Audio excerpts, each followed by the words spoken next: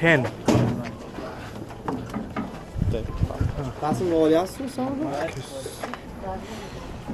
এদের এখানে regular police এরাও ক্যাপ পরে থাকে, এখানকার এরাও ক্যাপ পরে থাকে। আর ক্যাপের সাইজ গতানুগতিক সাইজের চাইতে একটু বড় হয়।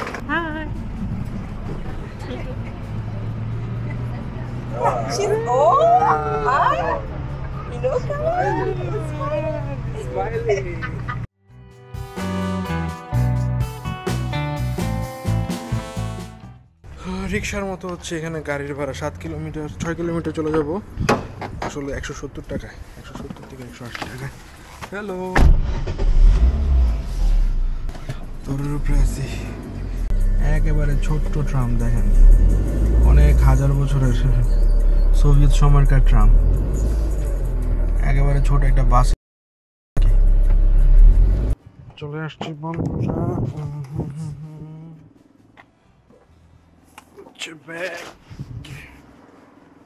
একেবারে ভিআইপি অবস্থা দেখি।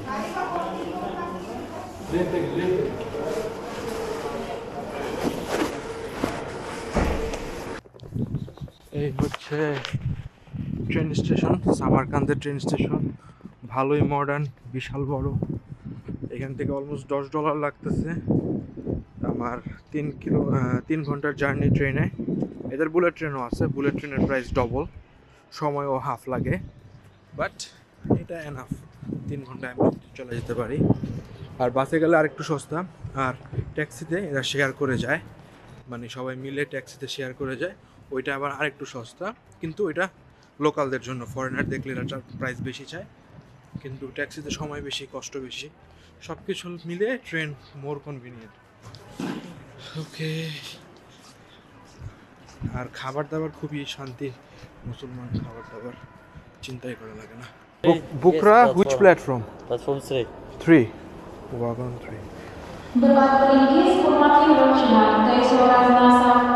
তিন নম্বর স্টেশনে যাইতে হবে, দেখা যাক।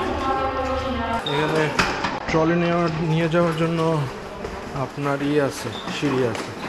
এ হচ্ছে ট্রলি নিয়ে যাওয়ার জন্য, খুবই ইউনিক। প্রথমবারের মতো আমি এই জিনিস দেখলাম।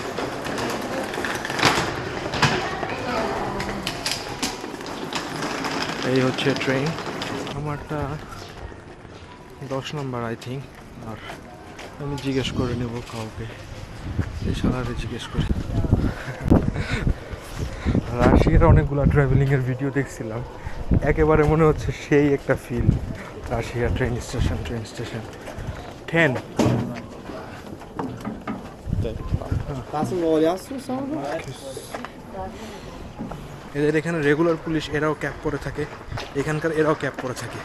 আর ক্যাপের সাইজ গতানুগতিক সাইজের চাইতে একটু বড় হয়। একটা ইন্টারেস্টিং প্রবাদ আছে যে রাশিয়ার মানুষ সবাই মানে মুখ গোমরা করে রাখে কোনো কারণ ছাড়াই, মানে হাসলে হইতেছে যে, কিংবা স্মাইল করলে আপনি হাসছেন কেন, এমন একটা অবস্থা। তো ট্রেনের সবাই এমনি মুখ গোমরা করে থাকে। পুরো রাশিয়া স্পিকিং কিংবা রাশিয়ার যত নেইবার কান্ট্রিগুলো আছে সবার ভেতরে এই জিনিসটা কাজ করে, মুখ গোমরা করে থাকে আর কি। লাইক রিল্যাক্স, চিল। টয়লেটের জন্য অপেক্ষা করতেছি, দেখা যাক টয়লেট কেমন থাকে। ট্রেন ভালোই লাগলো, সিটের সিচুয়েশন এভরিথিং। এই যে একটা ট্রেন এইখানের এক স্টেশনে লম্বা সময় ধরে অপেক্ষা করতেছি। ট্রেন মডার্ন হলেও মানুষজন এখন অনেক পুরনো চিন্তা ভাবনার, ট্রেনের ভিতরে জোরে জোরে কথা বলে।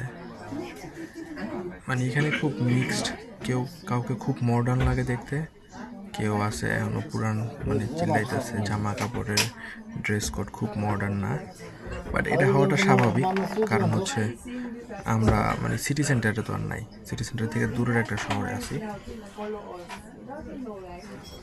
আর তুরস্কে ছিলাম তো, তুরস্কের সবাই খুব মডার্ন, সবাই খুব পরিপাটি। টিভিতে নাচ গান চলতেছে,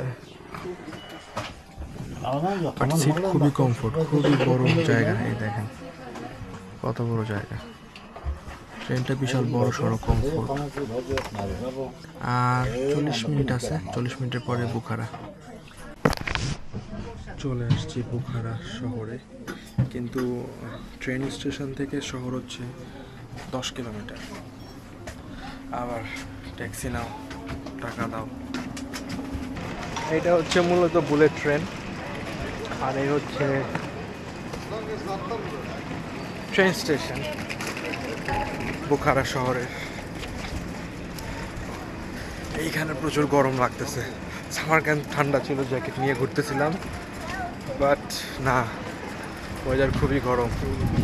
I live in Turkey, I live in Dubai sometimes also, but mostly I live in Turkey, but for cheap flight I'm start living in Dubai as well. Okay. In Uzbekistan all cars are white.